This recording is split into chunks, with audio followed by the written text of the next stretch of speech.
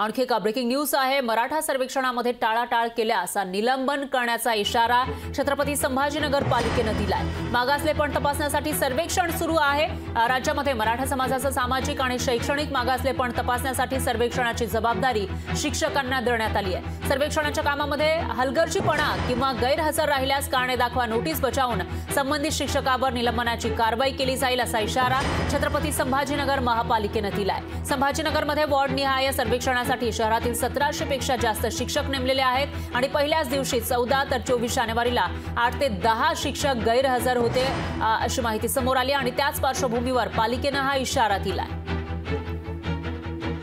याविषयी अधिक माहितीसाठी आपले प्रतिनिधी सचिन बडे हे थेट आपल्या सोबत जोडले गेले आहेत। सचिन, काय सांगाल? एकीकडे मराठा समाजाचं सर्वेक्षण सुरू आहे पण त्याच्यामध्ये काही अडथळे येताना दिसतात आणि त्यातच जे शिक्षक गैरहजर राहतील त्यांना आता निलंबनाचा इशाराही देण्यात आलाय। काय अपडेट्स आहेत याविषयीचे?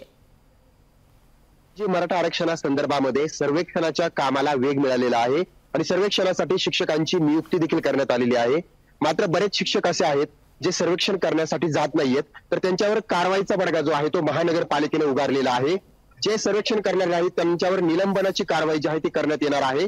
शिक्षकांनाच ही जबाबदारी देण्यात आलेली आहे। मात्र शिक्षकांनी शिकवायचं विद्यार्थ्यांना की सर्वेक्षण करायचं हाच मोठा प्रश्न आहे।